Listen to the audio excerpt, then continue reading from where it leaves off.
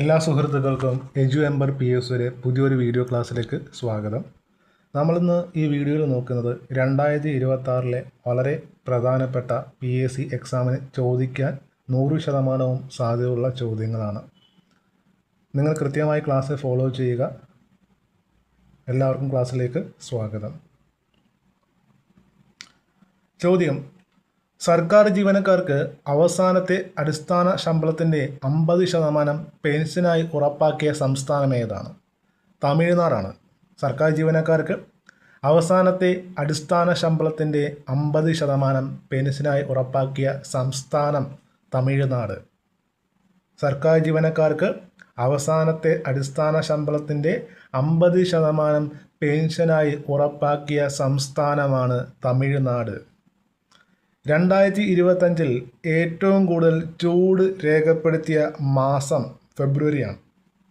2025 ഏറ്റവും കൂടുതൽ ചൂട് രേഖപ്പെടുത്തിയ മാസം ഏതാണ് എന്ന് ചോദിച്ചാൽ ഫെബ്രുവരിയാണ്. 2025 ഏറ്റവും കൂടുതൽ ചൂട് രേഖപ്പെടുത്തിയ മാസമാണ് ഫെബ്രുവരി എന്ന് പറയുന്നത്.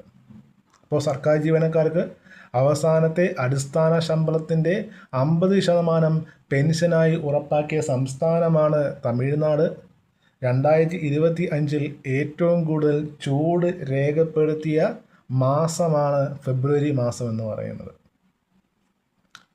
4 വർഷത്തെ ഇടവേളയ്ക്ക് ശേഷം 45-ാം വയസ്സിൽ ഓസ്ട്രേലിയൻ ഓപ്പൺ കളിക്കാൻ ഇറങ്ങുന്ന താരമാണ് വീനസ് വില്യംസ് ആണ്. അപ്പോൾ 4 വർഷത്തെ ഇടവേളയ്ക്ക് ശേഷം 45-ാം വയസ്സിൽ ഓസ്ട്രേലിയൻ ഓപ്പൺ കളിക്കാൻ ഇറങ്ങുന്ന ടെന്നീസ് താരമാണ് വീനസ് വില്യംസ്. സ്വദേശം അമേരിക്കയാണ്. അപ്പോൾ അമേരിക്കൻ വനിതാ ടെന്നീസ് താരമായ വീനസ് വില്യംസ് ആണ് 4 വർഷത്തെ ഇടവേളയ്ക്ക് ശേഷം 45-ാം വയസ്സിൽ ഓസ്ട്രേലിയൻ ഓപ്പൺ കളിക്കാൻ ഇറങ്ങുന്നത്. അപ്പോൾ വീനസ് വില്യംസിൻ്റെ രാജ്യം ഏതാണ്? അമേരിക്കയാണ്. ഏത് ടെന്നീസാണ് കളിക്കാൻ പോകുന്നത്? ഓസ്ട്രേലിയൻ ഓപ്പൺ ടെന്നീസാണ്. വ്യോമസേന വൈസ് ചീഫാണ് നാഗേഷ് കുമാർ. ഇപ്പോൾ 2026 ജനുവരി മാസത്തിൽ വ്യോമസേനയുടെ വൈസ് ചീഫായ വ്യക്തിയാണ് നാഗേഷ് കുമാർ എന്ന് പറയുന്നത്. അപ്പോൾ വ്യോമസേന വൈസ് ചീഫായ വ്യക്തിയാണ് നാഗേഷ് കുമാർ. 2025 ജനുവരി മാസത്തിൽ റിക്ടർ സ്കെയിലിൽ 6.5 തീവ്രത രേഖപ്പെടുത്തിയ ശക്തമായ ഭൂചലനം അനുഭവപ്പെട്ട രാജ്യമാണ് മെക്സിക്കോ. റിക്ടർ സ്കെയിലിൽ 6.5 തീവ്രത രേഖപ്പെടുത്തിയ ശക്തമായ ഭൂചലനം അനുഭവപ്പെട്ട രാജ്യം ഏതാണെന്ന് ചോദിച്ചാൽ ഉത്തരം മെക്സിക്കോ ആണ്. റിക്ടർ സ്കെയിലിൽ 6.5 തീവ്രത രേഖപ്പെടുത്തിയ ശക്തമായ ഭൂചലനം അനുഭവപ്പെട്ട രാജ്യമാണ് മെക്സിക്കോ. JB കോശി കമ്മീഷൻ എന്തുമായി ബന്ധപ്പെട്ടിരിക്കുന്നു? കേരളത്തിൽ ക്രൈസ്തവരുടെ പിന്നോക്കാവസ്ഥ പഠിക്കാൻ വേണ്ടി കേരള ഗവൺമെൻറ് നിയമിച്ച കമ്മീഷനാണ് JB കോശി കമ്മീഷൻ. കേരളത്തിൽ ക്രൈസ്തവരുടെ പിന്നോക്കാവസ്ഥ പഠിക്കാൻ കേരള ഗവൺമെൻറ് നിയമിച്ച കമ്മീഷനാണ് JB കോശി കമ്മീഷൻ എന്ന് പറയുന്നത്. കേരളത്തിൽ ക്രൈസ്തവരുടെ പിന്നോക്കാവസ്ഥ പഠിക്കാൻ വേണ്ടി കേരള ഗവൺമെൻറ് നിയമിച്ച കമ്മീഷനാണ് കോശി കമ്മീഷൻ. കേരള ചരിത്രത്തിൽ ക്രിമിനൽ കേസിൽ ശിക്ഷിക്കപ്പെട്ട MLA സ്ഥാനം നഷ്ടമാകുന്ന ആദ്യ വ്യക്തിയാണ് ആന്റണി രാജു. കേരള ചരിത്രത്തിൽ ക്രിമിനൽ കേസിൽ ശിക്ഷിക്കപ്പെട്ട് MLA സ്ഥാനം നഷ്ടപ്പെടുന്ന ആദ്യത്തെ വ്യക്തിയാണ് ആന്റണി രാജു. മുൻ ഗതാഗത വകുപ്പ് മന്ത്രി കൂടിയായിരുന്നു ഇദ്ദേഹം. കേരള ചരിത്രത്തിൽ ക്രിമിനൽ കേസിൽ ശിക്ഷിക്കപ്പെട്ട് MLA സ്ഥാനം നഷ്ടമാകുന്ന ആദ്യ വ്യക്തിയാണ് ആന്റണി രാജു. സർക്കാർ സ്കൂളിൽ പത്രവായന നിർബന്ധമാക്കിയ സംസ്ഥാനമാണ് രാജസ്ഥാൻ. സർക്കാർ സ്കൂളിൽ പത്രവായന നിർബന്ധമാക്കിയ സംസ്ഥാനം ഏതാണ് എന്ന് ചോദിച്ചാൽ ഉത്തരം രാജസ്ഥാനാണ്. സർക്കാർ സ്കൂളിൽ പത്രവായന നിർബന്ധമാക്കിയ സംസ്ഥാനം ഏതാണ് എന്ന് ചോദിച്ചാൽ ഉത്തരം രാജസ്ഥാൻ.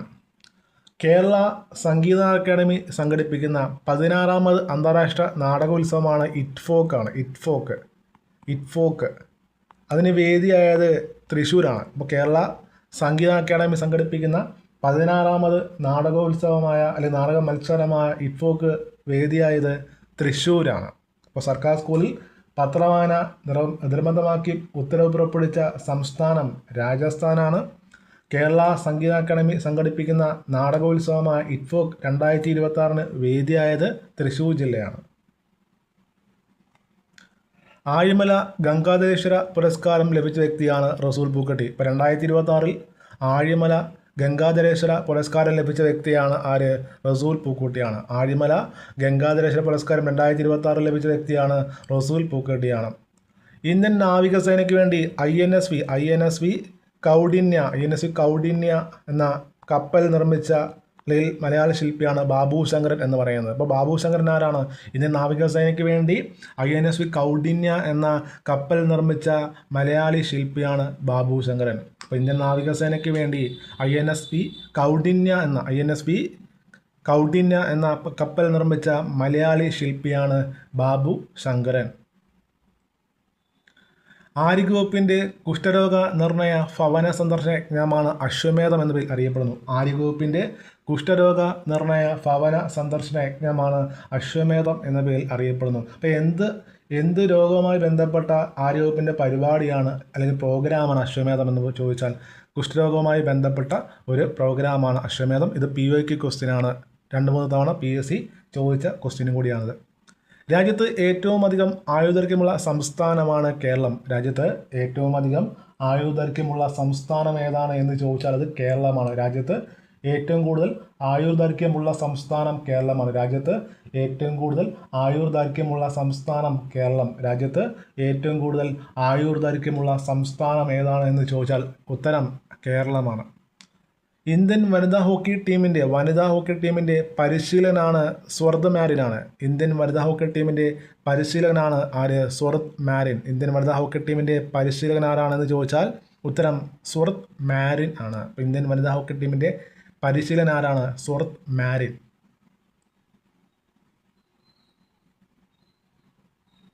ഗോവയിലെ പുതിയ ജില്ലയാണ് കുശാവതി. ഗോവയിലെ 3ാമത്തെ ജില്ലയാണ് കുശാവതി. ഗോവയിലെ എത്രാമത്തെ ജില്ലയാണ് കുശാവതി എന്ന് ചോദിച്ചാൽ ഗോവയിലെ 3ാമത്തെ ജില്ലയാണ് കുശാവതി എന്ന് പറയുന്നത്. ഗോവയിലെ ആകെ ജില്ലകളുടെ എണ്ണം 3 ആണ്. ഇന്ത്യയിലെ ആദ്യ Vande Bharat sleeper train root കൊൽക്കത്തയിൽ നിന്നും ഗുവാഹത്തിയിലോട്ടാണ്. ഇപ്പോൾ ഇന്ത്യയിലെ ആദ്യത്തെ വന്ദേ ഭാരത് സ്ലീപ്പർ റൂട്ട് എങ്ങോട്ടാണ് എന്ന് ചോദിച്ചാൽ കൊൽക്കത്തയിൽ നിന്നും ഗുവാഹത്തിയിലോട്ടാണ്. ഈ ഗുവാഹത്തി എന്ന് പറയുന്നത് ആസാമിൻ്റെ തലസ്ഥാനമാണ്. അപ്പോൾ ആസാമിൻ്റെ തലസ്ഥാനമായ ഗുവാഹത്തിയിലേക്കാണ്, കൊൽക്കത്തയിൽ നിന്നും ഗുവാഹത്തിയിലേക്കാണ് ഇന്ത്യയിലെ ആദ്യ വന്ദേ ഭാരത് സ്ലീപ്പർ ട്രെയിൻ പോകുന്നത്. അപ്പോൾ ഇന്ത്യയിലെ ആദ്യത്തെ വന്ദേ ഭാരത് സ്ലീപ്പർ ട്രെയിനിൻ്റെ റൂട്ട് എന്ന് പറയുന്നത് കൊൽക്കത്തയിൽ നിന്നും ഗുവാഹത്തിയിലോട്ടാണ്. പക്ഷേ ആദ്യം റൂട്ട് തീരുമാനിച്ചത് ഡൽഹിയിൽ നിന്നും പാറ്റ്നയിലോട്ടായിരുന്നു. പിന്നീടാണ് കൊൽക്കത്തയിൽ നിന്നും ഗുവാഹത്തിയിലേക്ക് മാറ്റിയത്. ഇന്ത്യയിൽ ഗ്ലൈഡ്സ് ഗ്ലോബി എന്ന മത്സ്യത്തെ കണ്ടെത്തിയത് ഒഡീഷയിലെ ആര്യാപ്പള്ളിയിലാണ്. എവിടെയാണ്? ഒഡീഷയിലെ ആര്യാപ്പള്ളി. ഇപ്പോൾ ഗ്ലൈഡ്സ് ഗോബി എന്തുമായി ബന്ധപ്പെട്ടിരിക്കും? മത്സ്യ ഇനമാണ് ഗ്ലൈഡ്സ് ഗോബി. അത് കണ്ടെത്തിയത് എവിടെയാണ്? 2026 ഒഡീഷയിലെ ആര്യാപ്പള്ളിയിലാണ് ഇന്ത്യയിലെ ഗ്ലൈഡ്സ് ഗോബി എന്ന മത്സ്യത്തെ കണ്ടെത്തിയത്. അപ്പോൾ ഗോവയിലെ 3ാമത്തെ ജില്ലയാണ് കുശാവതി. ഗോവയിലെ ആകെ ജില്ലകൾ 3 ആണ്. ഇന്ത്യയിലെ ആദ്യ Vande Bharat sleeper train root ആരംഭിച്ചത് കൊൽക്കത്തയിൽ നിന്നും ഗുവാഹത്തിയിലേക്കാണ്. ഈ ഗുവാഹത്തി എന്ന് പറയുന്നത് ഏത് സംസ്ഥാനത്തിൻ്റെ തലസ്ഥാനമാണ്? ആസാമിൻ്റെ തലസ്ഥാനമാണ് ഗുവാഹത്തി എന്ന് പറയുന്നത്. ഇന്ത്യയിൽ ഗ്ലൈഡ്സ് ഗോബി എന്ന മത്സ്യത്തെ കണ്ടെത്തിയത് ഒഡീഷയിലെ ആര്യാപ്പള്ളിയിലാണ്. വിവാഹിത സ്ത്രീക്ക് ഗർഭഛിദ്രം നടത്താൻ ഭർത്താവിൻ്റെ അനുമതി ആവശ്യമില്ല എന്ന് ഉത്തരവ് പുറപ്പെടുവിച്ച ഹൈക്കോടതിയാണ് പഞ്ചാബ് ഹരിയാന ഹൈക്കോടതിയാണ്. അപ്പോൾ വിവാഹിത സ്ത്രീക്ക് ഗർഭഛിദ്രം നടത്താൻ ഭർത്താവിൻ്റെ അനുമതി ആവശ്യമില്ല എന്ന ഉത്തരവ് പുറപ്പെടുവിച്ച ഹൈക്കോടതി പഞ്ചാബ് ഹരിയാന ഹൈക്കോടതിയാണ്. വിവാഹിത സ്ത്രീക്ക് ഗർഭഛിദ്രം നടത്താൻ ഭർത്താവിൻ്റെ സമ്മതം ആവശ്യമില്ല അല്ലെങ്കിൽ നിർബന്ധമില്ല എന്ന ഉത്തരവ് പുറപ്പെടുവിച്ച ഹൈക്കോടതിയാണ് പഞ്ചാബ് ഹരിയാന ഹൈക്കോടതിയാണ്.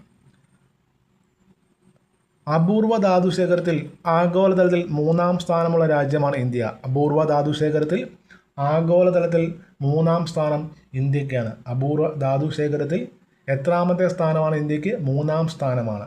1ാം സ്ഥാനത്തുള്ള രാജ്യം ചൈനയാണ്. 2ാം സ്ഥാനത്ത് ബ്രസീലാണ്. അപ്പോൾ അപൂർവ ധാതുശേഖരത്തിൽ 1ാം സ്ഥാനമുള്ള രാജ്യം ഏതാണ്? ചൈന. അപൂർവ ധാതുശേഖരത്തിൽ 1ാം സ്ഥാനമുള്ള രാജ്യം ചൈനയാണ്. അപൂർവ ധാതുശേഖരത്തിൽ 1ാം സ്ഥാനത്തുള്ള രാജ്യം ചൈനയാണ്.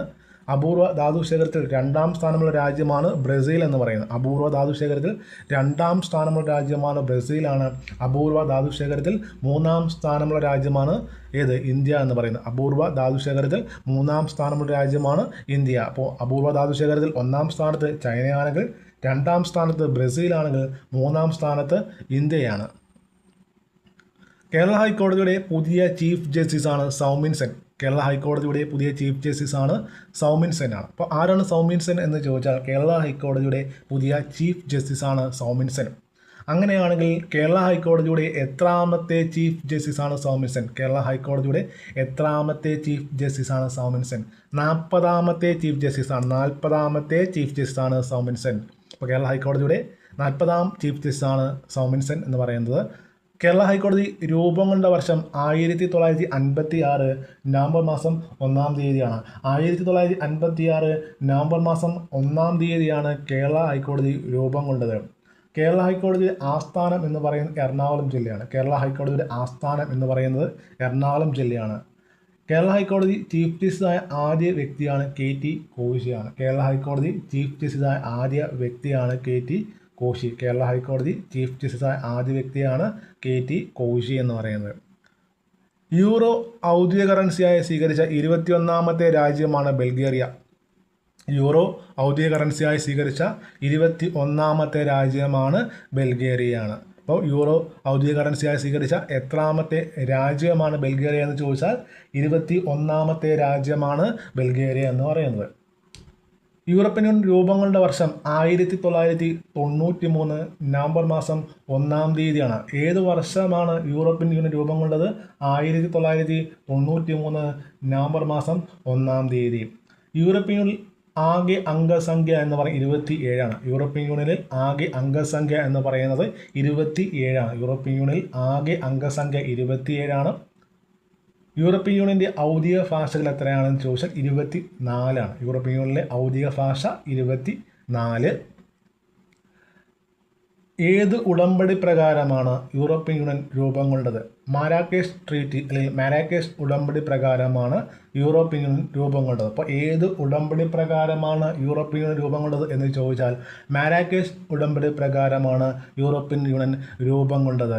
ഏത് വർഷമാണ് ഈ മാരാക്കേഷ് ഉടമ്പടി എന്ന് പറഞ്ഞാൽ 1992 ജൂലൈ മാസത്തിലാണ്. 1992 ജൂലൈ മാസത്തിലാണ് മാരാക്കേഷ് ഉടമ്പടി നടക്കുന്നത്. 1992 ജൂലൈ മാസത്തിലാണ് മാരാക്കേഷ് ഉടമ്പടി നടക്കുന്നത്. ഇതിൻ്റെ അടിസ്ഥാനത്തിലാണ് 1993 നവംബർ മാസം 1-ാം തീയതി എന്ത് വരുന്നു? യൂറോപ്യൻ യൂണിയൻ EU രൂപം കൊള്ളുന്നത്. ഇതിൽ അംഗരാജ്യം 27 ഉണ്ട്. യൂറോ ഔദ്യോഗിക കറൻസിയായി സ്വീകരിച്ച രാജ്യങ്ങൾ എന്ന് പറയുന്നത് 21ആണ്. ഔദ്യോഗിക ഭാഷ എന്ന് പറയുന്നത് 24ആണ്.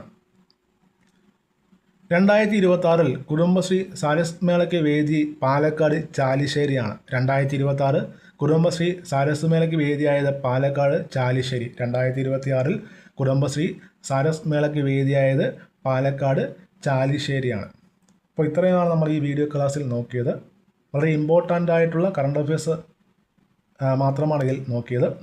നിങ്ങൾക്ക് ക്ലാസ്സുകൾ ഇഷ്ടപ്പെടുന്നുണ്ടെങ്കിൽ അല്ലെങ്കിൽ ഉപകാരപ്പെടുന്നുണ്ടെങ്കിൽ നിങ്ങൾ ചാനൽ സപ്പോർട്ട് ചെയ്യുക. നിങ്ങളുടെ അഭിപ്രായങ്ങൾ കമൻ്റായിട്ട് രേഖപ്പെടുത്തുക. ചാനൽ മുമ്പ് ചെയ്തിട്ടുള്ള വീഡിയോകൾ സമയമുണ്ടെങ്കിൽ കാണാൻ ശ്രമിക്കുക. Thank you for all.